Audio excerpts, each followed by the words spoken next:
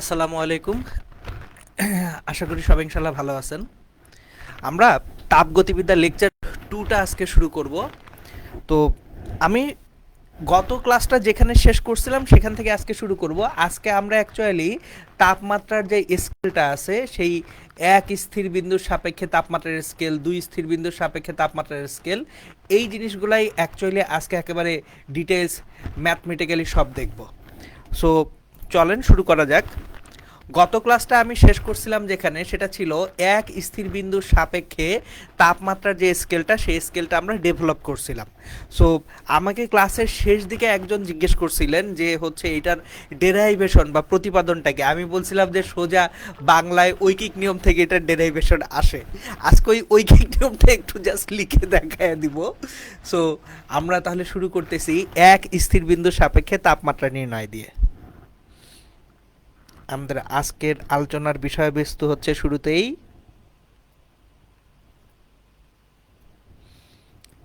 এক স্থির বিন্দুর সাপেক্ষে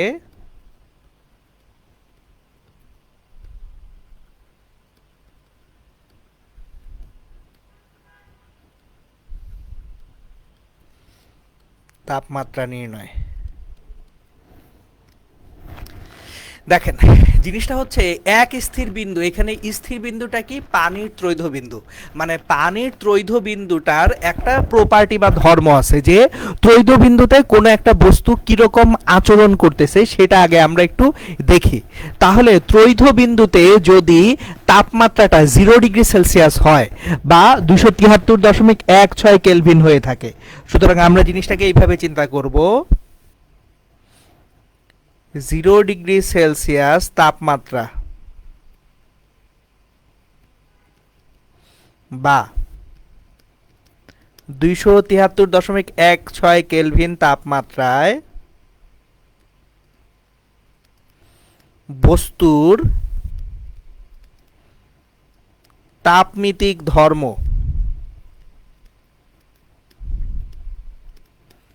এক্সটিআর। তাহলে আমার এক্সটিআর যদি তাপমিতিক ধর্ম হয়, সেজন্য তাপমাত্রা কত? 273.16 কেলভিন। তাহলে দেখেন, এক্সটিআর তাপমিতিক ধর্ম হলে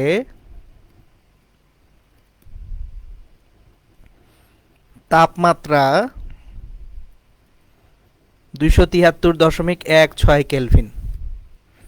তাহলে এক যদি তাপমিতিক ধর্ম হয়, তাপমাত্রা 273.16 ডিভাইডেড বাই এক্সটিআর কেলভিন। আর যদি এক্স তাপমিতিক ধর্ম হয়, সেক্ষেত্রে তাপমাত্রা হচ্ছে X divided by XTR into 273.16 kelvin. এখন এইখানে আমি এই জিনিসটা আজকে ডিটেলস দেখাচ্ছি একটাই কারণে, কেউ যদি আপনাকে প্রশ্ন করে এই স্কেলটা কেন ডিগ্রি সেলসিয়াসে না করে কেলভিনে করা হচ্ছে, দেখেন এইখানে অ্যান্সারটা আছে, এই ব্যাখ্যাটার মধ্যে অ্যান্সারটা সুন্দরভাবে আছে। কিভাবে আছে একটু খেয়াল করে দেখেন তো। আমরা যদি এখানে 0 ডিগ্রি সেলসিয়াস লিখে ফেলতাম, শূন্য যে কোনো কিছু দিয়ে আমি যোগ বিয়োগ গুণ ভাগ করি, সেটাকে আমি গুণ বা ভাগ করলে, যোগ বিয়োগ করলে তো ভিন্ন জিনিস, যে কোনো কিছু দিয়ে আমি গুণ বা ভাগ করি না কেন শূন্যকে, সেটা শূন্যই থাকবে। তাহলে শূন্যরে কোনো কিছু দিয়ে গুণ করলেও শূন্য থাকবে, শূন্যকে কোনো কিছু দিয়ে ভাগ করলেও আমার শূন্যই থাকবে। সুতরাং আমি তো শূন্যের বাইরে আর কিছু পাবো না। এই জন্য জিরোটাকে অ্যাভয়েড করার জন্য আমরা এই স্কেলটা কেলভিনে ডেভেলপ করছি। তাহলে এই যে এক্স যদি তাপমিতিক ধর্ম হয়, তখন যে যে তাপমাত্রাটা পাচ্ছি সেটা যদি থিটা হয়ে থাকে, theta equals to X by X T R into 273.16 kelvin. So এই হচ্ছে অ্যাকচুয়ালি সূত্রটা কিভাবে আসছে, তার ডেরাইভেশন, যে এক স্থির বিন্দুর সাপেক্ষে তাপমাত্রা নির্ণয়ের সূত্রটা কিভাবে আসছে। ওকে, এখন আসেন এই সূত্রে কোনটা কি মিন করবে কখন, এটা হচ্ছে ইস্যু। আমি কিন্তু বলেই দিছি এক্সটিআর হচ্ছে আমার ত্রৈধ বিন্দুতে তাপমিত্রিক ধর্ম। আর কার ত্রৈধ বিন্দুতে? পানির ত্রৈধ বিন্দুতে। আর এক্স হচ্ছে অন্য কোনো তাপমাত্রায় তাপমিতিক ধর্ম। এখন আমরা কি কি তাপমিতিক ধর্ম সম্পর্কে গত ক্লাসে আলোচনা করছি। আমরা সাধারণত তিনটা তাপমিতিক ধর্ম বিবেচনা করি। একটা হচ্ছে আয়তন, আরেকটা হচ্ছে চাপ, আর আরেকটা কি? রোধ। এখন দেখেন আমাদের এইখানে যদি চাপ হয় তাপমিতিক ধর্ম, তাপমিতিক ধর্ম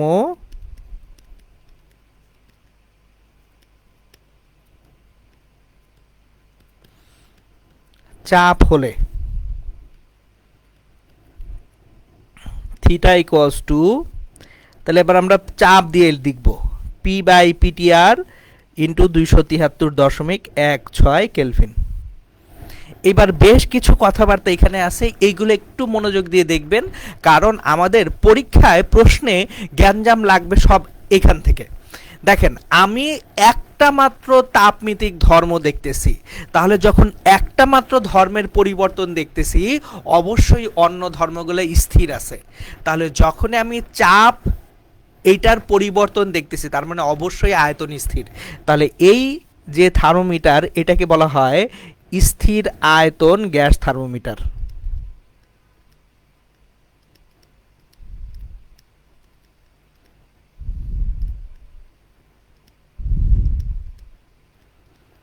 আমি আরেকবার রিপিট করতেছি, আমি কোনো একটা গ্যাসের কোনো একটা পদার্থের তাপমাত্রা মাপতেছি চাপের পরিবর্তনের সঙ্গে সঙ্গে। এখন আমি যেহেতু শুরুতেই বলে নিছি এক স্থির বিন্দু, একটা মাত্র প্রপার্টি বিবেচনা করব, তাহলে চাপের যদি পরিবর্তন হয় বাকি সকল কিছু কি থাকতে হবে, স্থির থাকতে হবে। সুতরাং স্থির আয়তন গ্যাস থার্মোমিটারে আমার আয়তনটা স্থির, কিন্তু কে পরিবর্তনশীল, চাপ পরিবর্তনশীল। তাহলে তাপমিতিক ধর্মটা যদি চাপ হয় সেক্ষেত্রে আমরা স্কেলটা পাবো এইভাবে, theta equals to P by PTR into 273.16 kelvin. এখন যদি তাপমিতিক ধর্ম আয়তন হয়,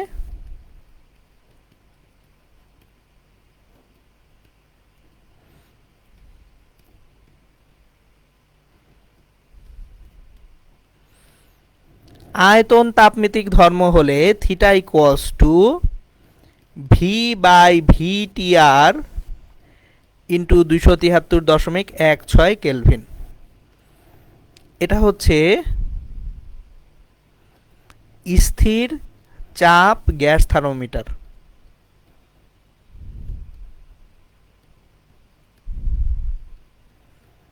দেখেন আপনার পরিবর্তন হচ্ছে কে, পরিবর্তন হচ্ছে আয়তনের। তাহলে আয়তন যখন পরিবর্তিত হবে তখন কে ধ্রুব থাকবে, চাপটা অবশ্যই ধ্রুব থাকতে হবে। সুতরাং যদি স্থির আয়তন গ্যাস থার্মোমিটার বলে চেঞ্জ হচ্ছে চাপ, যদি স্থির চাপ গ্যাস থার্মোমিটার বলে চেঞ্জ হচ্ছে আয়তন। এটা নিয়ে কনফিউজড হবেন না কখনো, কারণ প্রশ্নে বলে দিবে যে একটা স্থির চাপ গ্যাস থার্মোমিটার বা একটা স্থির আয়তন গ্যাস থার্মোমিটার, তখন তো আপনার বুঝতে হবে যে স্থির চাপ তাহলে আয়তনের পরিবর্তন হচ্ছে, স্থির আয়তন তাহলে চাপের পরিবর্তন হচ্ছে।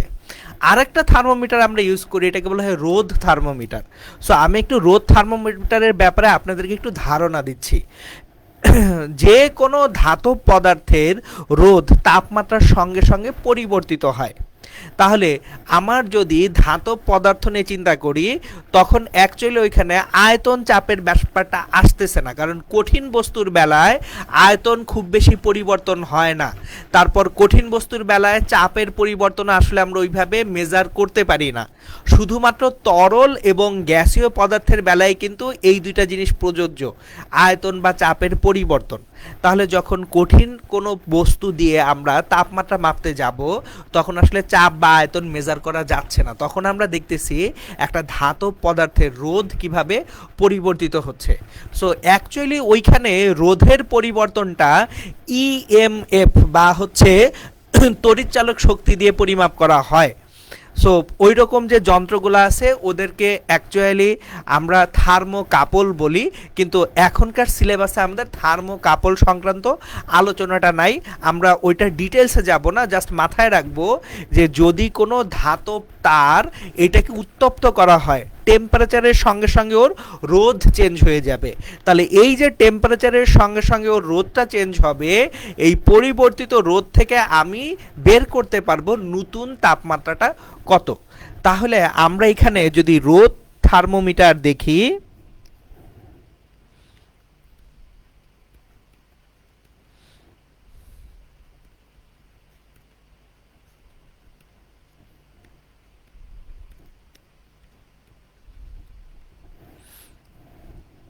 থিটা ইকুয়ালস টু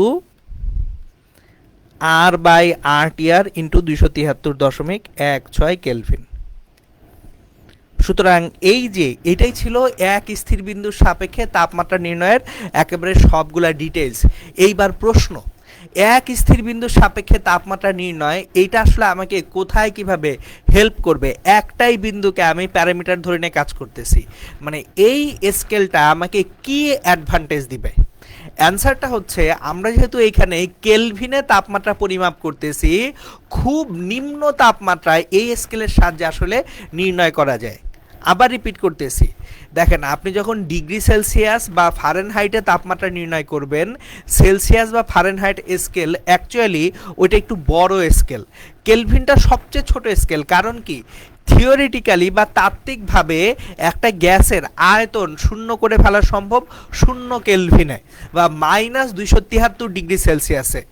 তার মানে দাঁড়াচ্ছে, আমরা এই যে এক স্থির বিন্দুর সাপেক্ষে যখন তাপমাত্রা নির্ণয় করতেছি, তখন আমরা অ্যাকচুয়ালি খুবই ছোট তাপমাত্রায় এই স্কেলের সাহায্যে নির্ণয় করতে পারি। তাহলে এটা আমরা লিখে রাখি, এক স্থির বিন্দুর সাপেক্ষে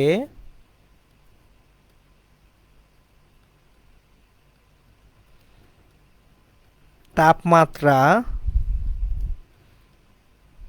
নির্ণয়ের ক্ষেত্রে অনেক নিম্ন তাপমাত্রা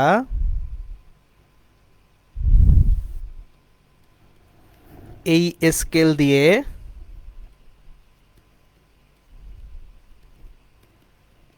পরিমাপ করা সম্ভব।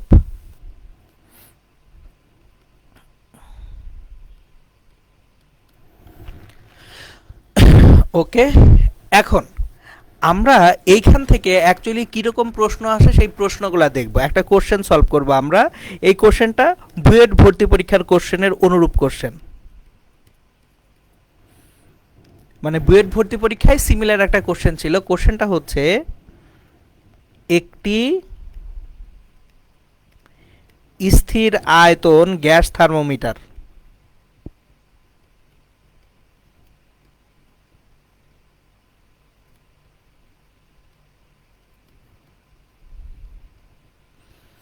দেখেন, যখন শুরুতেই বলা হচ্ছে এখন স্থির আয়তন গ্যাস থার্মোমিটার, আপনারা তো অলরেডি শিখে ফেলছেন যে স্থির আয়তন হলে কার পরিবর্তন হবে, চাপের পরিবর্তন হবে। এখন কিন্তু আমাকে আর ম্যাথ করাইতে হবে না, ম্যাথ আপনারা পেরে গেছেন ইনশাল্লাহ অটোমেটিক। একটি স্থির আয়তন গ্যাস থার্মোমিটার গলন্ত বরফে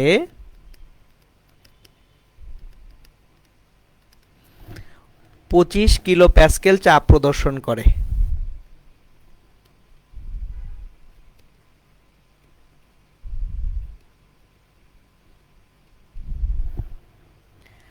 অন্য কোনো অবস্থায়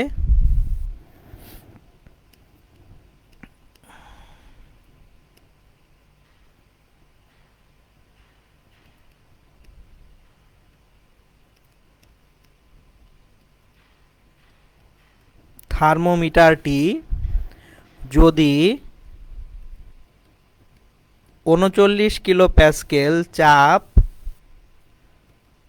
প্রদর্শন করে,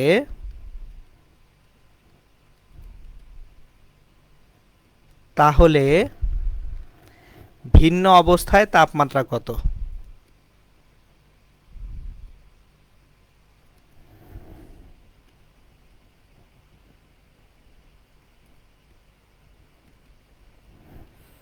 এটা হচ্ছে আমাদের কোশ্চেন।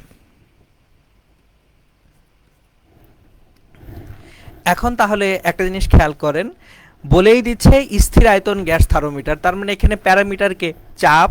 সুতরাং আমরা ইকুয়েশনটা লিখতে পারি, theta equals to P divided by PTR into 273.16 kelvin. এখন খেয়াল করেন, গলন্ত বরফ মানে কি 0 ডিগ্রি সেলসিয়াস, আর 0 ডিগ্রি সেলসিয়াসটাই হচ্ছে পানির ত্রৈধ বিন্দু। তাহলে আমার এখানে ত্রৈধ বিন্দুতে চাপ পিটিআর সমান 25 কিলো প্যাসকেল। অন্য কোনো তাপমাত্রায় চাপ পি হচ্ছে 39 কিলো প্যাসকেল। তাহলে থিটা কত নির্ণয় করতে বলা হলো। সুতরাং পি হচ্ছে 39, পিটিআর হচ্ছে 25 ইন্টু 273.16 কেলভিন। তাহলে অ্যান্সারটা একটু বের করে ফেলি আমরা। 39 ডিভাইডেড বাই 25 1.56 ইন্টু 273.16 426.129 কেলভিন। এটা হচ্ছে অ্যান্সার। আচ্ছা, এইখানে একটা ছোট্ট জিনিস রিমাইন্ডার আকারে আমি দিব। অনেক জায়গায় আপনারা দেখবেন ম্যাথগুলা 273 দিয়ে করা। সো আমি একটু বলে দিচ্ছি যে সাধারণত 0 ডিগ্রি সেলসিয়াস মানে হচ্ছে অ্যাকুরেট ভ্যালু নিতে গেলে 273.16 কেলভিন, এটা হচ্ছে অ্যাকুরেট ভ্যালু। এখন কেউ যদি 273 কেলভিন দিয়ে ম্যাথ করে, আমার মতামত হচ্ছে সেটা ভুল না। কারণ কি, সে অ্যাপ্রক্সিমেট ভ্যালুটা নিছে। 273.16 আর 273 এর মধ্যে খুব বেশি ডিফারেন্স নাই, কারণ অন্যান্য সকল জায়গায় যে আমরা আসলে 273ই ব্যবহার করব। কিন্তু এইখানে একদম অ্যাকুরেসিটা ঠিক রাখার জন্য আমরা 273.16 বইয়ে ব্যবহার করছে, আমি এই জন্য ব্যবহার করি। এখন যদি কোথাও দেখেন 273 দিয়ে ম্যাথ করছে, বললেন না সেটা ভুল করছে, 273 দিয়ে করলেও হবে। কিন্তু বেটার প্র্যাকটিস হচ্ছে এক স্থির বিন্দুর বেলায় 273.16টাকে ব্যবহার করা, এইটা বেটার প্র্যাকটিস। ওকে, আমাদের তাহলে এক স্থির বিন্দুর সাপেক্ষে তাপমাত্রা নির্ণয় শেষ হয়ে গেল। এখন আমরা আসবো দুই স্থির বিন্দুর সাপেক্ষে তাপমাত্রা নির্ণয়, এবং এই ব্যাপারটা বেশ মজার একটা ব্যাপার। মানে দুই স্থির বিন্দুর সাপেক্ষে তাপমাত্রা নির্ণয়টা বেশ মজার একটা ব্যাপার। এই কারণে দুই স্থির বিন্দুর বেলায় আমরা অ্যাকচুয়ালি চিন্তা করি রেশিও বা অনুপাত, যে দুইটা স্কেলের মধ্যে আমরা রেশিও বা অনুপাত চিন্তা করি। তাহলে আমি এই রেশিও বা অনুপাতের ব্যাপারটা আপনাদেরকে একটু আগে বুঝিয়ে বলবো, তারপর হচ্ছে আমরা ডেরাইভেশনে যাব। সো আমি আগে হেডিংটা লিখে নেই যে দুই স্থির বিন্দুর সাপেক্ষে তাপমাত্রা নির্ণয়। সো এখানে আমরা দুই স্থির বিন্দুর সাপেক্ষে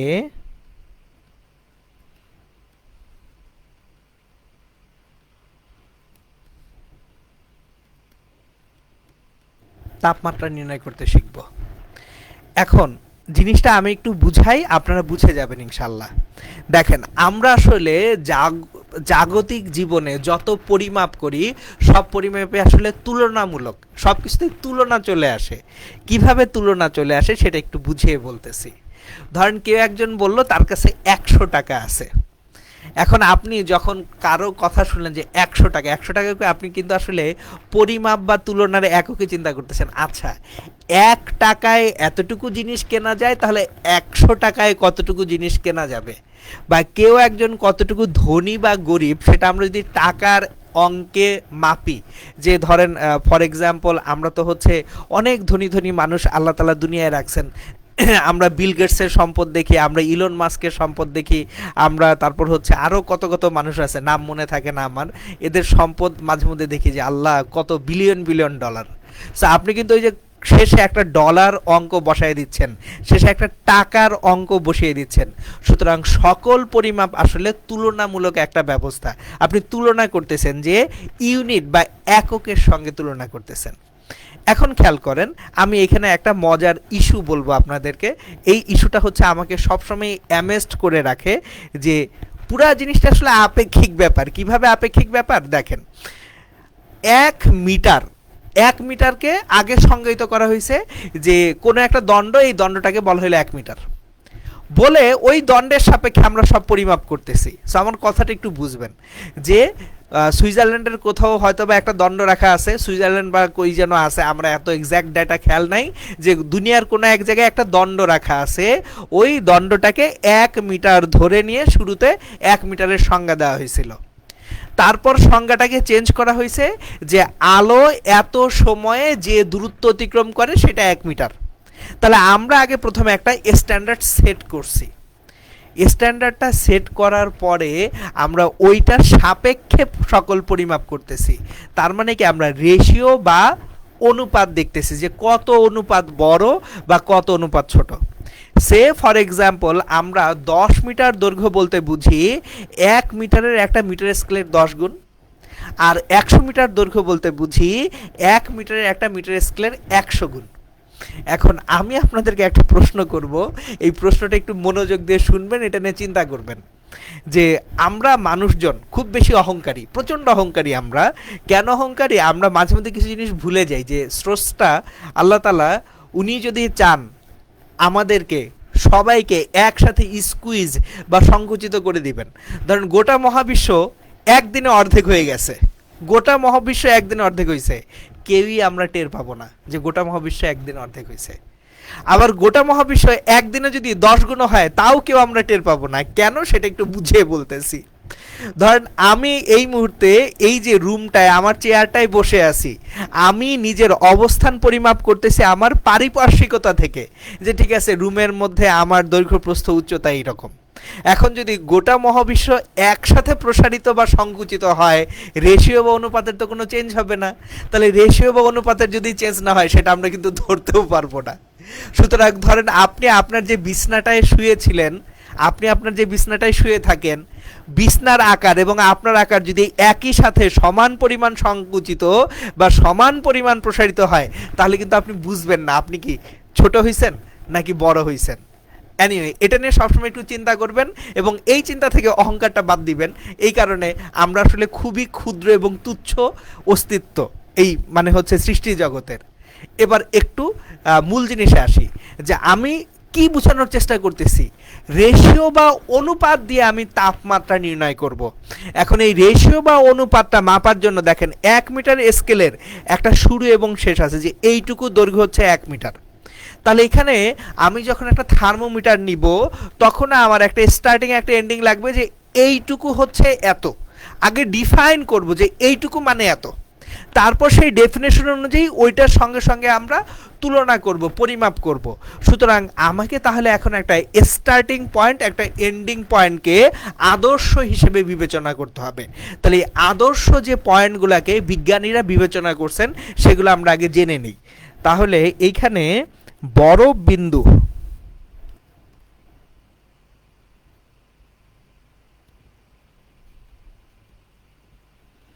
বা 0 ডিগ্রি সেলসিয়াস তাপমাত্রায়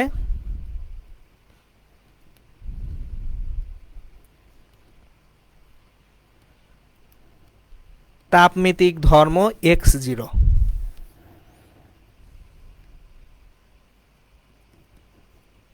বাষ্পবিন্দু বা 100 ডিগ্রি সেলসিয়াস তাপমাত্রায় তাপমিতিক ধর্ম x100।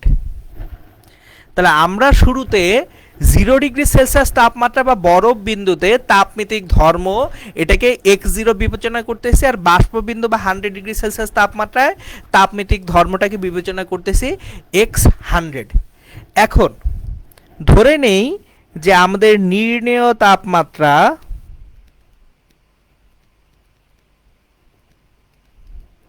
বা থিটা ডিগ্রি সেলসিয়াস তাপমাত্রায় তাপমিতিক ধর্মটা হচ্ছে x। তাহলে থিটা ডিগ্রি সেলসিয়াস তাপমাত্রায় তাপমিতিক ধর্মটা x। এখন তাহলে দেখেন রেশিও বা অনুপাত থেকে কিভাবে স্কেলটা ডেভেলপ হবে সেটা আমি পুরোপুরি দেখাচ্ছি আপনাদেরকে। আমরা একটা থার্মোমিটার রাখবো, ধরেন এটা একটা থার্মোমিটার।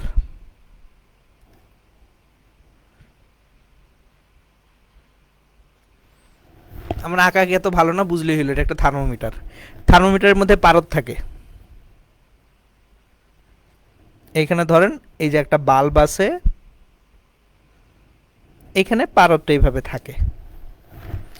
এখন 0 ডিগ্রি সেলসিয়াস বা বরফ বিন্দুতে ধরেন এইখানে 0 ডিগ্রি সেলসিয়াস তাপমাত্রা, তাতে x0 উচ্চতায় পারদ উঠে আসে।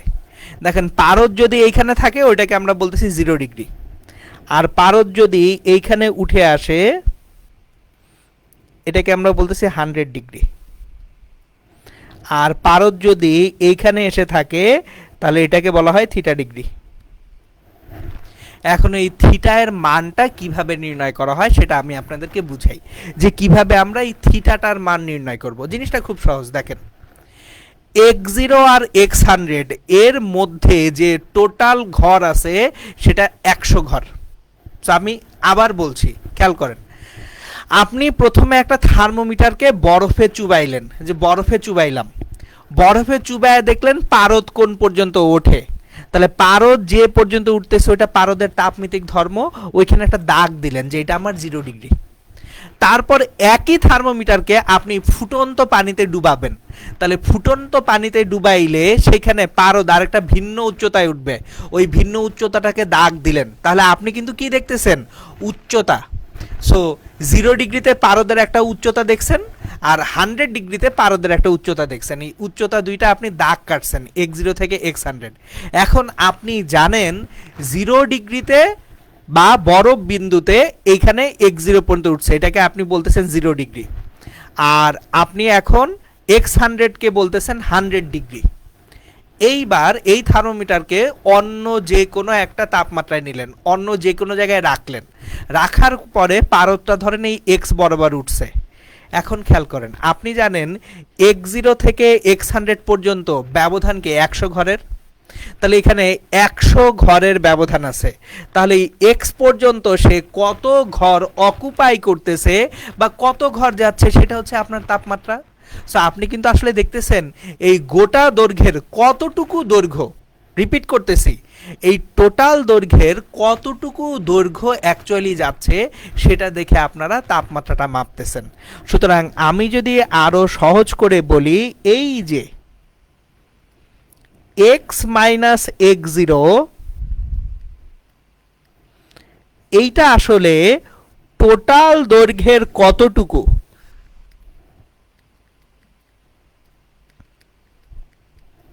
সেটাই আমাকে তাপমাত্রার মেজারমেন্টটা দিচ্ছে, যে এই দৈর্ঘ্যটুকু মোট দৈর্ঘ্যের তুলনায় কতটুকু। তাহলে x মাইনাস x0 এই যে দৈর্ঘ্যটুকু, এটা হচ্ছে আমার এখন থিটা ডিগ্রি সেলসিয়াস তাপমাত্রা, তাহলে ডান পাশে থিটা মাইনাস 0, এই যে দেখেন এইখানকার ব্যবধান x মাইনাস x0 আর এখানে থিটা মাইনাস 0, আর এখানে মোট কত ঘর, 100 ঘর, তাহলে 100 মাইনাস 0। সো এখান থেকে আমরা থিটা ইকুয়ালস টু পাচ্ছি x minus x0 divided by x100 minus x0 into 100 degree Celsius. So আমরা এইভাবে দুই স্থির বিন্দুর সাপেক্ষে তাপমাত্রার যে স্কেলটা আছে সেই স্কেলটা অ্যাকচুয়ালি ডেভেলপ করতে পারি। এবার প্রশ্ন হচ্ছে যে এটা কি শুধুমাত্র ডিগ্রি সেলসিয়াস স্কেলে হবে? না, এটা সেলসিয়াস স্কেল হতে পারে, এটা ফারেনহাইট স্কেল হতে পারে, এটা কেলভিন স্কেল হতে পারে, এটা রোমার স্কেল হতে পারে, এটা র্যাঙ্কিন স্কেল হতে পারে। তাপমাত্রার মোটামুটি স্বীকৃত স্কেল আছে 5টা। So Celsius, Kelvin, Fahrenheit, Romer, Rankine. এখন আমাদের সিলেবাসে রোমার এবং র্যাঙ্কিন নিয়ে কোনো আলোচনা নাই, তাই আমি ওগুলো ডিটেলসে যাব না। কেউ চাইলে গুগল করে পড়ে নিন যে রোমার স্কেল কি, র্যাঙ্কিন স্কেল কি। আমাদের সিলেবাস অনুযায়ী আছে হচ্ছে সেলসিয়াস স্কেল, ফারেনহাইট স্কেল এবং কেলভিন স্কেল। তাহলে আমি এখন এই 3টা স্কেলের মধ্যে পারস্পরিক সম্পর্কটা আপনাদেরকে এখনই দেখায় দিব, যে একই সূত্র থেকে আসলে আমি চাইলেই সেলসিয়াস স্কেল হোক, ফারেনহাইট স্কেল হোক, কেলভিন স্কেল হোক, তাপমাত্রাটা নির্ণয় করতে পারি। তাহলে চলেন আমি আবারও এই যে থার্মোমিটারটা আঁকছিলাম এটাকে আবারও আঁকবো। সো থার্মোমিটারটাকে আঁকি।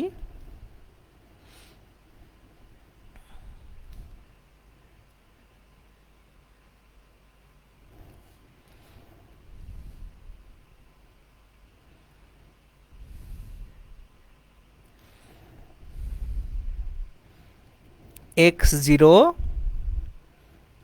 x100 100 ডিগ্রি সেলসিয়াস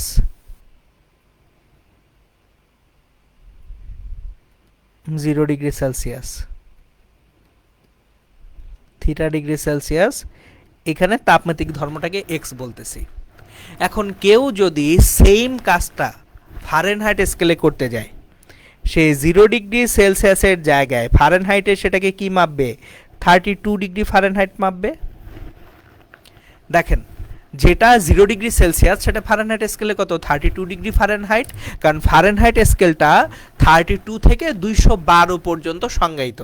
তাহলে এইখানে 100 ডিগ্রি সেলসিয়াসের জায়গায় সে বসাবে কত 212 ডিগ্রি ফারেনহাইট। আর থিটার জায়গায় সে বলবে এটা এফ।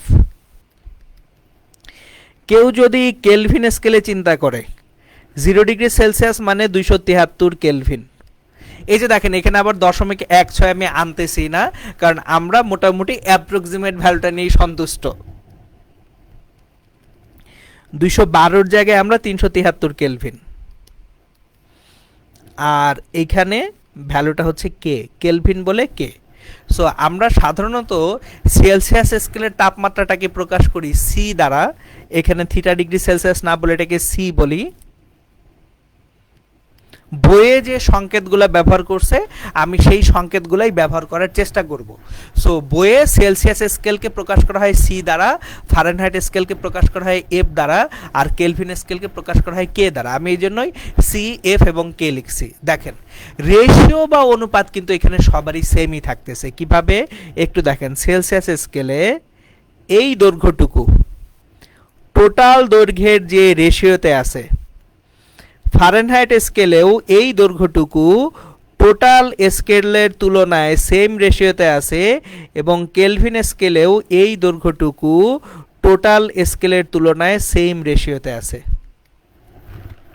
তাহলে আমরা এখান থেকে চমৎকারভাবে সূত্রটা লিখে ফেলতে পারি। দেখেন এই যে ছোট দৈর্ঘ্যটা কত C-0, okay, C-0 divided by এখানে টোটাল দৈর্ঘ্যটা কত 100-0 ইকুয়ালস টু পরেরটায় F-32 টোটাল দৈর্ঘ্যটা 212 - 32 K-273 টোটাল দৈর্ঘ্যটা 373 - 273। আমরা কিন্তু তিনটা স্কেলের মধ্যে সম্পর্ক লিখলাম। আর এদের সঙ্গে তাপমিতিক যে স্কেলটা, তাপমিতিক যে ধর্মটা, সেটারও যদি রেশিওটা চিন্তা করি, দেখেন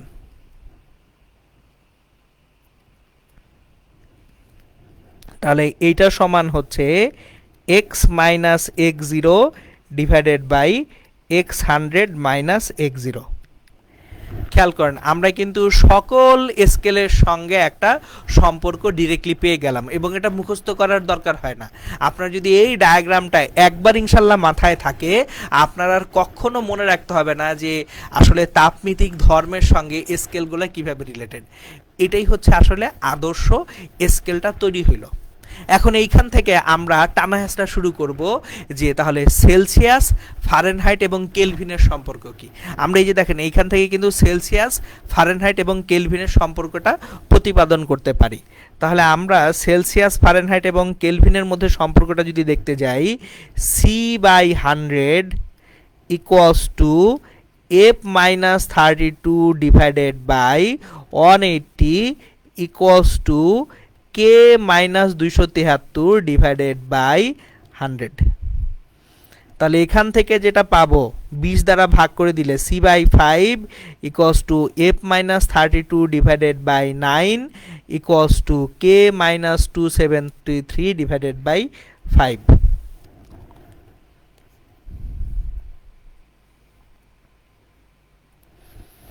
এই হচ্ছে আমাদের সেলসিয়াস, ফারেনহাইট এবং কেলভিন স্কেলের মধ্যে পারস্পরিক সম্পর্ক, বা রূপান্তর করতে গেলে আমরা এইভাবে অ্যাকচুয়ালি রূপান্তর করতে পারবো। ওকে, এখন আসেন আমরা এই যে দুই স্থিরবিন্দুর সাপেক্ষে তাপমাত্রা নির্ণয়ের থিওরিটা পড়লাম, এইটা থেকে অ্যাকচুয়ালি কি কি জিনিসপত্র আমাদের এক্সামে লাগতে পারে, বা কি কি টাইপের ম্যাথ আমরা এখান থেকে করতে পারবো, সেগুলো একটা একটা করে দেখতে শুরু করি।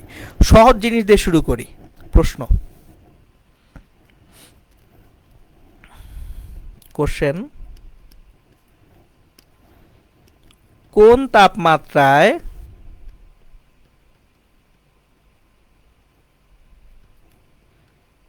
সেলসিয়াস ও ফারেনহাইট স্কেল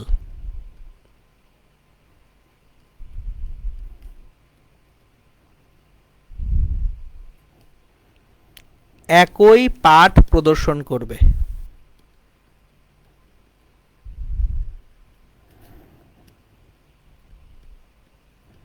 মানে এমন কোন মানটা আছে বা এমন কোন ভ্যালুটা আছে যে ভ্যালুর জন্য সেলসিয়াস স্কেলের যে পাঠ হবে ফারেনহাইট স্কেলেও সেই একই পাঠ হবে। সো এটা হচ্ছে আমাদের প্রথম কোশ্চেন। তাহলে কোশ্চেনের সলভ করতে যাই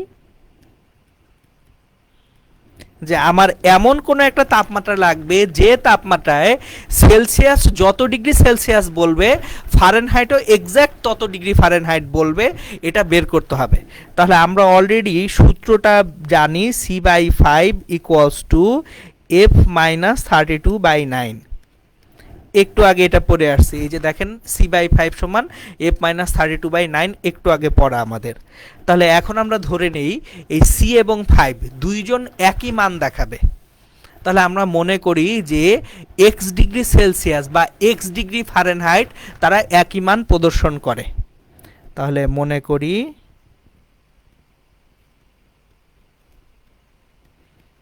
x ডিগ্রি ফারেনহাইট বা x ডিগ্রি সেলসিয়াস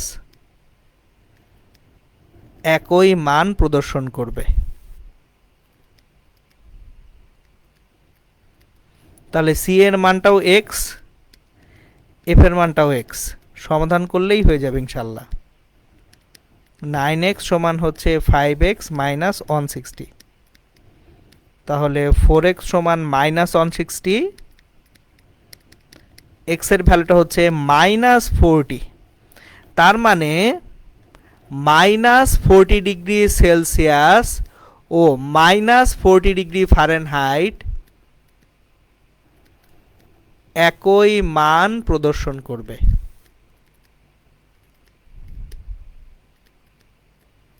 বা এইভাবে বলতে পারেন মাইনাস 40 ডিগ্রি সেলসিয়াস যে কথা, মাইনাস 40 ডিগ্রি ফারেনহাইট একই কথা। তাহলে একইভাবে এই প্রশ্নটাকে চেঞ্জ করে আপনারা কিন্তু বের করতে পারেন। একটা ছোট্ট কাজ দিয়ে রাখি আমি, হোমওয়ার্ক টাইপ, আপনি একটু তাহলে চিন্তা করবেন কোন তাপমাত্রায়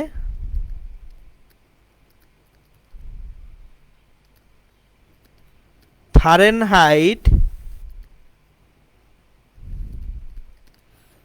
ও কেলভিন স্কেল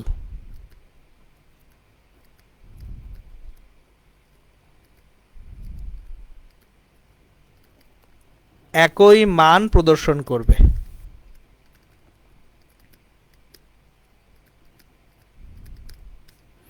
এটা আপনারা চিন্তা করতে পারেন, এটা আপনারা ম্যাথমেটিক্যালি সলভ করতে পারবেন। এখন একটা জিনিস মনে রাখতে হবে, সেলসিয়াস এবং কেলভিন স্কেল কোনো তাপমাত্রাতেই একই মান বা একই পাঠ প্রদর্শন করতে পারে না। কেন সেটা একটু দেখি। সেলসিয়াস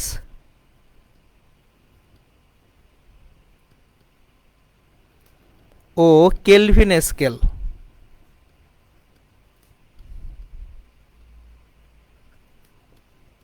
কোনো তাপমাত্রাতেই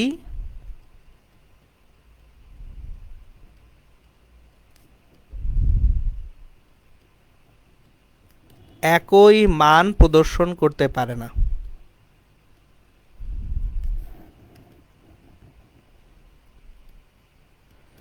কেন পারে না আপনাকে যদি গাণিতিকভাবে ব্যাখ্যা করতে বলে তাহলে দেখেন, C/5 equals two K-273/5। C সমান K-273, K সমান C+273। তাহলে দেখেন C এবং K, কেলভিন এবং সেলসিয়াসের মধ্যে সুস্পষ্ট 273-এর ব্যবধান সব সময় থাকবে। সুতরাং আপনি চাইলেও এমন কোনো ভ্যালু কোনো দিন পাবেন না যে ভ্যালুতে সেলসিয়াস এবং কেলভিন একই রিডিং শো করবে। সো এটা নিয়ে আর কোনো সন্দেহের অবকাশ নাই। এখন এতক্ষণ ধরে আমরা পারস্পরিক রূপান্তর চিন্তা করতেছিলাম, এবার হচ্ছে আমরা একটু তাপমাত্রার পার্থক্য দেখব এবং এখানে একটা সুন্দর কোশ্চেন আছে। কোশ্চেনটা আমি আপনাদেরকে বুঝিয়ে বলি। আপনারা যখন বাচ্চাবেলা থেকে পড়ছেন, বাচ্চাবেলা বলতে আমি 9-10 বুঝাচ্ছি, Q equals to M S del theta. তাহলে কিউ যদি এম এস ডেল থিটা হয়ে থাকে, এখানে ডেল থিটার মান ডিগ্রি সেলসিয়াসে বসান আর ডিগ্রি কেলভিনে বসান, কোনো চেঞ্জ হয় না। কেন চেঞ্জ হয় না সেই ব্যাখ্যাটা আজকে আমরা দেখব। দেখেন, স্টেটমেন্টটা লিখে রাখি। সেলসিয়াস ও কেলভিন স্কেলে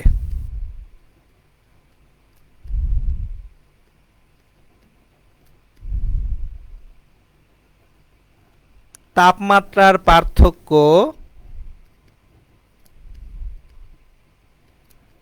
একই থাকে। এর মানে হচ্ছে 20 ডিগ্রি সেলসিয়াস তাপমাত্রার পার্থক্য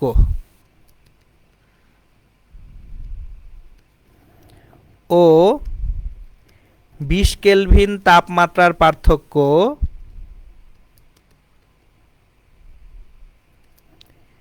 একই কথা। সো আমি যদি বলি 20 ডিগ্রি সেলসিয়াস তাপমাত্রার পার্থক্য হচ্ছে, সেটা যে কথা, 20 কেলভিন তাপমাত্রার পার্থক্য হচ্ছে একই কথা, কোনো ভিন্নতা নাই। কেমনে ভিন্নতা নাই সেটাও আবার ম্যাথমেটিক্যালি প্রুফ করে দিই আমি। ধরেন C1 এটা একটা তাপমাত্রা, C2 আর একটা তাপমাত্রা, এবং এইখানে del C equals to C2 minus C1। এখন জিনিসটা খেয়াল করেন, C1 এর জন্য কেলভিনে যখন যাব আমি, K1 সমান তাহলে C1 plus 273, K2 equals to C2 plus 273।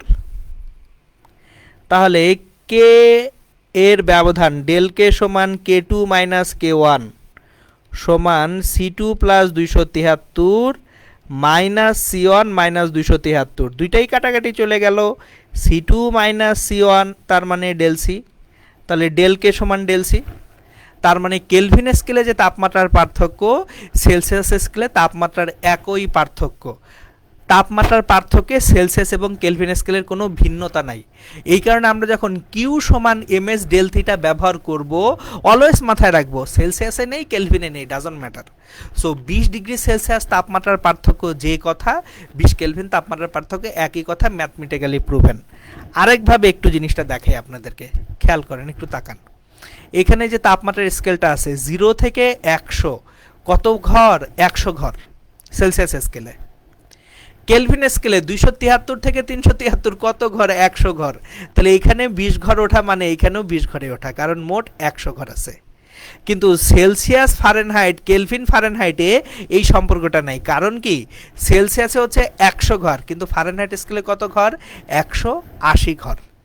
So ভিন্নতা সেলসিয়াস ফারেনহাইট কেলভিন ফারেনহাইটে হবে তাপমাত্রার পার্থক্যে, কিন্তু সেলসিয়াস এবং কেলভিন স্কেলে তাপমাত্রার পার্থক্যে কোনো ভিন্নতা কখনোই থাকবে না। চলেন এই সংক্রান্ত একটা ম্যাথ করে ফেলি ইনশাল্লাহ। কোশ্চেন,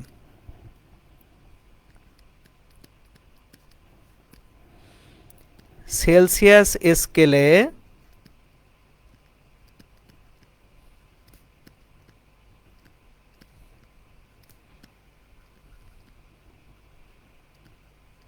তাপমাত্রার পার্থক্য 20 ডিগ্রি সেলসিয়াস হলে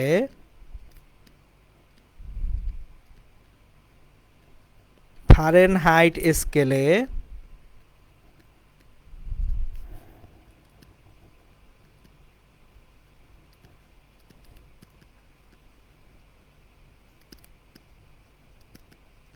তাপমাত্রার পার্থক্য কত?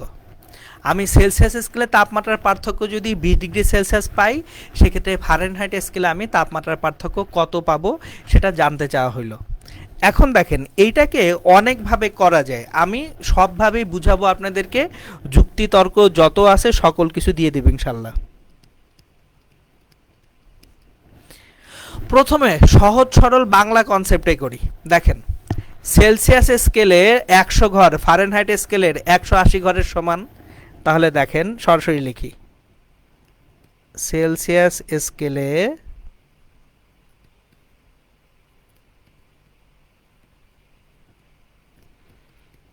100 ঘর ইকুইভ্যালেন্ট টু ফারেনহাইট স্কেলে 180 ঘর। এই যে দেখেন, এই ঘর বলতে কি বোঝাচ্ছি, আমরা সেলসিয়াস স্কেলটা 0 ডিগ্রি থেকে 100 ডিগ্রি পর্যন্ত 100 ঘরে দাগাঙ্কিত। সেম থার্মোমিটারটাই ফারেনহাইট স্কেলে গেলে 32 থেকে 212 পর্যন্ত 180 ঘরে দাগাঙ্কিত। তার মানে এইখানকার 100 ঘরের ব্যবধান এইখানকার 180 ঘরের ব্যবধানের সমান। তাহলে এখানে আমরা এটাই বলছি, সেলসিয়াস স্কেলে 100 ঘর, এটা ফারেনহাইট স্কেলে কত ঘরের সমান? 180 ঘরের সমান। তাহলে সেলসিয়াস স্কেলে 20 ঘর, ফারেনহাইট স্কেলে 180 ডিভাইডেড বাই 100 গুণন 20।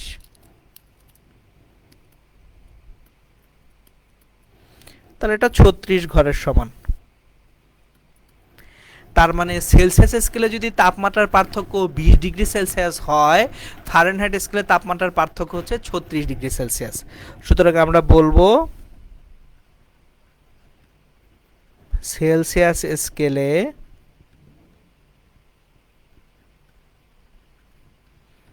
20 ডিগ্রি সেলসিয়াস তাপমাত্রার পার্থক্য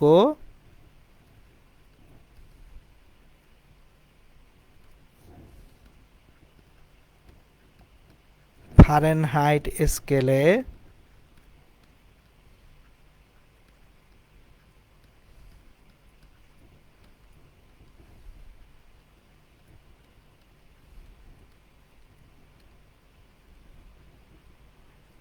36 ডিগ্রি তাপমাত্রার পার্থক্যের সমান। এটা ছিল হচ্ছে একেবারে কনসেপচুয়ালি আলোচনা। এখন কেউ যদি ম্যাথমেটিক্যালি আলোচনা করতে চান যে না ভাই আমার আসলে ম্যাথমেটিক্যাল আলোচনা দরকার,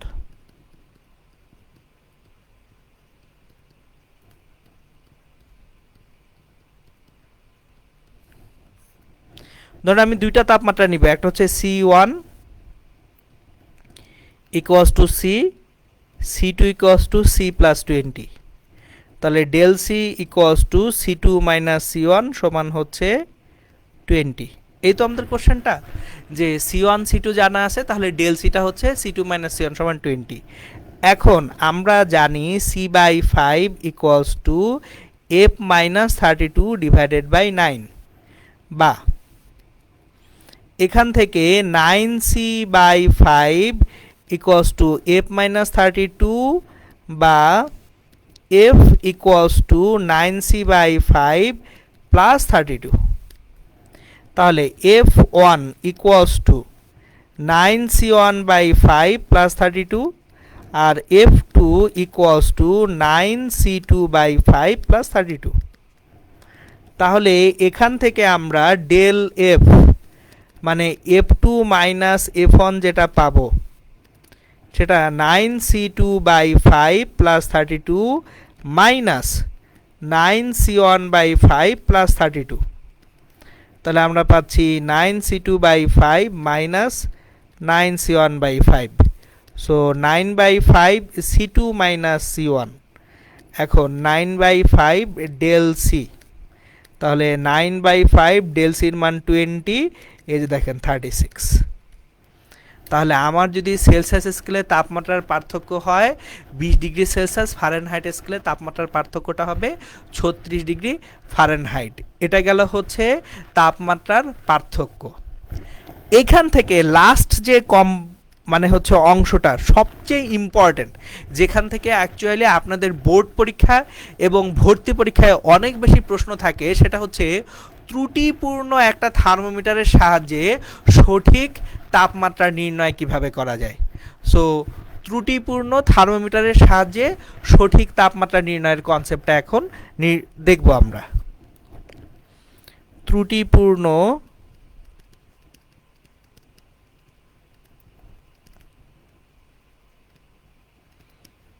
থার্মোমিটারের সাহায্যে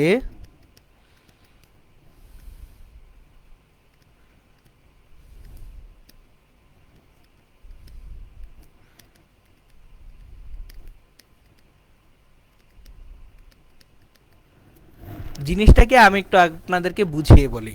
ধরেন কোনো একটা থার্মোমিটার সে ঠিকঠাক রিডিং দেখাচ্ছে না, এটা কেমনে বুঝবেন? একটা থার্মোমিটারকে আপনি বরফে চুবাইছেন, ওর তো 0 ডিগ্রি রিডিং দেওয়া দরকার, দেখা গেল বরফে চুবানোর পরে ও দিতেছে 5 ডিগ্রি, ওর মাথা খারাপ হয়ে গেছে, মাথায় গ্যাস্ট্রিক হয়ে গেছে। সো বরফে চুবাইছেন, ও দিতেছে 5 ডিগ্রি। বা ফুটন্ত পানিতে নিয়ে চুবাইছেন, ও দিচ্ছে আপনার 95 ডিগ্রি। আচ্ছা, এখানে একটা ছোট্ট ইন্টারেস্টিং ফ্যাক্ট আমি আসলে যোগ করে দেই, যে জিনিসটা হচ্ছে ভুলভাল আমরা করি অনেক সময়। আমি নিজে বাচ্চাবেলায় ভুলটা করে শিখছিলাম, এবং সেটা ছিল ক্লাস 4 বা 5-এর ভুল আমার। আমি জ্বর মাপার যে থার্মোমিটার, এটা তো সবসময় ফারেনহাইট স্কেল, এটা তো সেলসিয়াস স্কেল না। সো আমি তো ক্লাস 4-5-এ অ্যাকচুয়ালি তখন তো আর বুঝি নাই যে ফারেনহাইট স্কেল বলে আলাদা একটা স্কেল আছে। আমার প্রশ্ন ছিল, একটা মানুষের জ্বর 100 ডিগ্রি সেলসিয়াস, তার তো ওর গায়ে পানি ঢাললে পানি বাষ্পীভূত হয়ে যাওয়ার কথা, কিন্তু কই কারো জ্বর তো 100 ডিগ্রি বলতেছে, গায়ে পানি ঢালতাম। আমি অ্যাকচুয়ালি এটা করে দেখছি নিজে, যে আচ্ছা জ্বর আসছে 102 ডিগ্রি, তাহলে তো আমার গায়ে পানি ঢাললে এটা বাষ্পীভূত হবে। কই পানি ঢালি, পানি তো বাষ্পে পরিণত হয় না। তো এটা থেকে চিন্তা করলাম তাহলে থার্মোমিটারে গ্যাঞ্জাম আছে, এক কাজ করি থার্মোমিটারটা টেস্ট করি। তো আমি আমার বাসায় থাকা থার্মোমিটার কোনো একদিন পানি ফুটায় ফুটন্ত পানিতে আমি রাখছি, যে দেখে এটা 100 ডিগ্রি দেয় কিনা। ফুটন্ত পানিতে তাপমাত্রা 100 ডিগ্রি, সঙ্গে সঙ্গে আমার থার্মোমিটার ফেটে গেছে, কারণ তখন আমি জানতাম না যে সে অ্যাকচুয়ালি ফারেনহাইট স্কেলে তাপমাত্রাটা রিডিং দিচ্ছে। সো আমরা যখন জ্বর মাপতেছি ওটা আসলে ফারেনহাইট স্কেলে, নট সেলসিয়াস স্কেলে। এখন এইটা বলার পিছনে উদ্দেশ্যটা কি? উদ্দেশ্যটা হচ্ছে, আমরা যখন একটা থার্মোমিটার দিয়ে রিডিং নিতে যাব, ওই থার্মোমিটার ভুল রিডিং দিলেও আমি কিভাবে সেই ভুল রিডিংটা থেকে সঠিক বা শুদ্ধ মানটা নিয়ে আসতে পারি, সেটা এখন আমরা আসলে শিখব। যে কোনো একটা থার্মোমিটার আপনি বরফে ডুবায় দেখলেন 0 ডিগ্রি পাচ্ছেন না, সে 3 বা 4 ডিগ্রি দেখাচ্ছে, এবং অবশ্যই সেলসিয়াস স্কেলের থার্মোমিটার নিয়ে আমি কথা বলছি। বা ফারেনহাইট স্কেলে দাগাঙ্কিত একটা থার্মোমিটার বরফে ডুবায় দেখলেন সে 32 ডিগ্রি ফারেনহাইট দিচ্ছে না, সে দিচ্ছে 40 ডিগ্রি ফারেনহাইট। দ্যাট মিন্স এই থার্মোমিটারটার কোনো একটা রিডিংয়ে গন্ডগোল হয়েছে। এখন আমরা যখন এই রিডিংগুলোয় গন্ডগোল হয়, কোনো একটা যন্ত্রের যদি যান্ত্রিক ত্রুটি থাকে, সেই ত্রুটিটা দূর করাকে আমরা বলি ক্যালিব্রেট করা, ক্যালিব্রেশন করা। একটু বুঝিয়ে বলি, ধরেন আপনি একটা ওয়েট মেশিনে নিজের ওজন মাপেন, আসলে ভর মাপি আমরা, কিন্তু যেহেতু কথা বলি সবসময় ওজন ওজন নিয়ে, এই জন্য আমি ওজন বলতেছি, এটাকে আবার অন্যভাবে নিয়েন না, ভুলভাবে নিয়েন না। কোনো একটা ওয়েট মেশিনে আপনি আপনার ভর আসলে মাপেন, কিন্তু আমরা সবসময় বলি আমার ওজন এত কিলোগ্রাম, হ্যাঁ হোয়াট এভার, এটা বুঝে নিন। সো আপনি একটা ওয়েট মেশিনে দাঁড়াইলেন, দাঁড়ায় দেখলেন যে আপনার ওজন সে ফর এক্সাম্পল 76 কেজি। তো আপনার খুব মন খারাপ হলো যে 76 কেজি ওজনটা বেড়ে গেছে। এরপর আপনি ওয়েট মেশিন থেকে নেমে দেখলেন ও বেটা 6 কেজি এমনিতেই দেখায়। তো আপনি খুশি হয়ে যাবেন, আরে 6 কেজি ও এমনিতেই দেখাইছে কোনো ওজন ছাড়া, তার মানে কি ও 6 কেজি এক্সট্রা দেখাচ্ছে। তাহলে আমি যখন দাঁড়ায় রিডিং পাচ্ছিলাম 76, তাহলে অ্যাকচুয়ালি 6 কেজি বাদ দিয়ে আমার ওজন হবে 70, বা আমার ভর হবে 70 কিলোগ্রাম। সুতরাং আমরা তাহলে কিন্তু একটা যন্ত্রকে ক্যালিব্রেট করতেছি। যন্ত্র যদি ভুল রিডিংও দেয়, আমরা ক্যালিব্রেট করে সঠিক মানটা নির্ণয় করতেছি। সেম কাজ এখন আমরা একটা ত্রুটিপূর্ণ থার্মোমিটারের ক্ষেত্রে করব, যে থার্মোমিটার ভুল রিডিং দিচ্ছে, কিন্তু আমি ক্যালিব্রেশন করে কিভাবে সেটা থেকে সঠিক মানটা নিয়ে আসব, সেটা এখন আমরা শিখব। সো আমরা বেসিক ফর্মুলা যেটা জানি সেটা হচ্ছে x - x0 divided by x100 minus x0 equals to c minus 0 divided by 100 minus 0 equals to f minus 32 divided by 212 minus 32 equals to k minus 273 divided by 373 minus 273। এখন দেখেন, আমার এই যে ডান পাশের 3টা রেশিও, এই 3টা রেশিওতে তো কোনো ভুল নাই, এই রেশিও তো একই রকম থাকবে, কারণ এগুলো প্রমিত বা আদর্শ মান। আর আমি এক্সপেরিমেন্টালি যে ভ্যালুগুলো নিচ্ছি সেটা হচ্ছে এইগুলা, এগুলো কিন্তু প্রমিত মান না, এগুলো হচ্ছে আমি যন্ত্রটাকে ডুবাইছি, ডুবে একই পাইছি। তাহলে আমার এই যে প্রমিত ভ্যালুগুলাকে এক্স্যাক্ট ফিগার রেখে আমি তাহলে এইটাকে যদি বলি যে ঠিক আছে এটা হচ্ছে ত্রুটিপূর্ণ স্কেল পার্ট আর এটা হচ্ছে রিয়েল স্কেল পার্ট, এই দুইটার মধ্যে সম্পর্ক নিয়ে আসলে কিন্তু আমি প্রকৃত পার্টটা পেয়ে যাব। তাহলে এখন আমরা বলবো x0 ত্রুটিপূর্ণ থার্মোমিটারে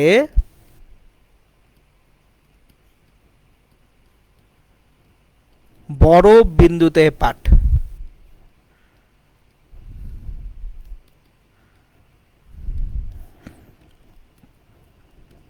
x100 ত্রুটিপূর্ণ থার্মোমিটারে বাষ্প বিন্দুতে পাঠ, আর x হচ্ছে ত্রুটিপূর্ণ থার্মোমিটারে অন্য কোনো তাপমাত্রায় পাঠ। তাহলে কিন্তু এই যে ক্যালিব্রেশন অলরেডি হয়ে গেছে, আমি ত্রুটিপূর্ণ থার্মোমিটার কখন কি রিডিং দিতেছে সেটা আমি এখন জানি। তাহলে ক্যালিব্রেশন হয়ে গেলে সেখান থেকে আমরা রিয়েল পার্টটা সেলসিয়াস হোক ফারেনহাইট হোক কেলভিনে আমরা বের করে নিতে পারি। আমি একটু চিত্র এঁকে একটা জিনিস আপনাদেরকে বুঝাই। দেখেন এখানে আমি একটা থার্মোমিটার এঁকে দিই।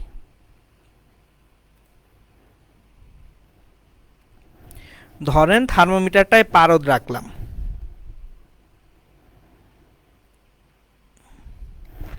আগে এই কালারটা ইউজ করা উচিত ছিল কারণ হচ্ছে পারদের রংটা দেখতে এইরকম অনেকটা। এখন খেয়াল করেন থার্মোমিটারটা যদি ভুলভাল রিডিংও দেয়, ধরেন এটা হচ্ছে x0 এখানে দেখাচ্ছে, x100 এখানে দেখাচ্ছে, x এখানে দেখাচ্ছে, এটা হওয়া উচিত 100 ডিগ্রি, এটা হওয়া উচিত 0 ডিগ্রি, এটা হওয়া উচিত সি। আমার থার্মোমিটার যদি এখন ভুল রিডিংও দেখায় তার রেশিও বা অনুপাত কিন্তু একই থাকবে, রেশিও বা অনুপাতের চেঞ্জ হবে না। কারণ এখন সেই 0 ডিগ্রিতে সে 0 ডিগ্রি না দেখায় সে হয়তোবা দেখাচ্ছে 5 ডিগ্রি, জিনিসটা দেখাই সে এখন ভুলভাল রিডিং দেখাচ্ছে। 0 ডিগ্রিতে সে হয়তোবা 5 ডিগ্রি দেখাচ্ছে, 100 ডিগ্রিতে সে হয়তোবা 97 ডিগ্রি দেখাচ্ছে। তাহলে এক্সে সে কত দেখাবে এইটা কি রেশিও বা অনুপাত থেকে বের করা সম্ভব না? আমরা জানি এইখানকার যে রেশিও বা অনুপাত বাম পাশের ডান পাশের তো সেম রেশিও বা অনুপাত, তাহলে এক্স কত দেখাইলে সি অ্যাকচুয়ালি কত হবে এই রেশিও বা অনুপাত থেকে আমরা বের করে ফেলতে পারবো। এটাই অ্যাকচুয়ালি একটা ত্রুটিপূর্ণ স্কেল থার্মোমিটার থেকে আমরা সঠিক পার্টটা নির্ণয় করতে পারি এইভাবে। এটাই হচ্ছে পদ্ধতিটা, আমরা আসলে রেশিও বা অনুপাতটা দেখতেছি। তাহলে এখন চলেন এই সংক্রান্ত একটা ম্যাথ করে ফেলে আজকের লেকচারটার শেষে। চলেন ম্যাথ করি।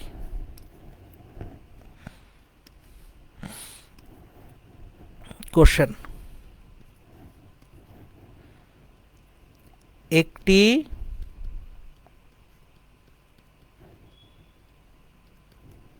ত্রুটিপূর্ণ থার্মোমিটার বরফ বিন্দুতে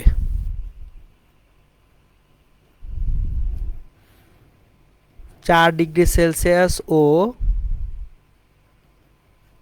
বাষ্প বিন্দুতে 98 ডিগ্রি সেলসিয়াস তাপমাত্রা প্রদর্শন করে।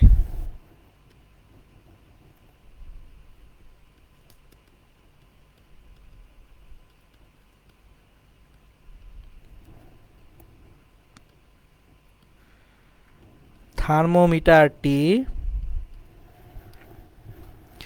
40 ডিগ্রি সেলসিয়াস তাপমাত্রা দেখালে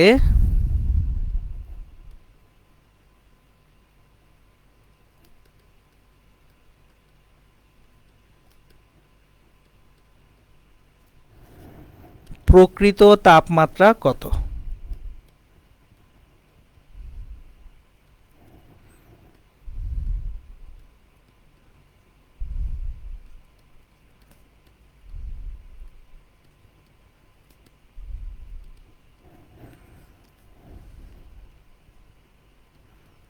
প্রকৃত তাপমাত্রাটা কোন স্কেলে, ফারেনহাইট স্কেলে কত সেটা জানতে চাওয়া হয়েছে।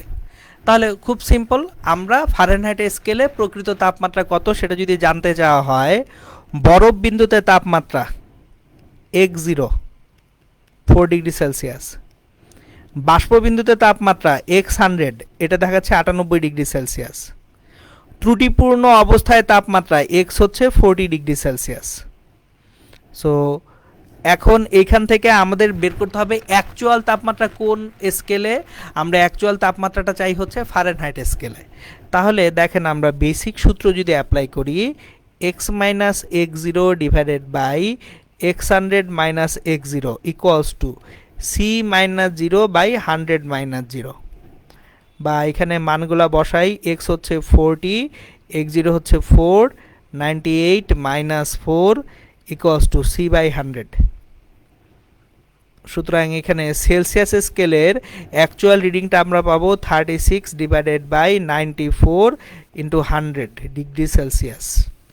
সো সেলসিয়াস স্কেলে প্রকৃত তাপমাত্রাটা তাহলে কত হবে একটু ক্যালকুলেট করি আমরা।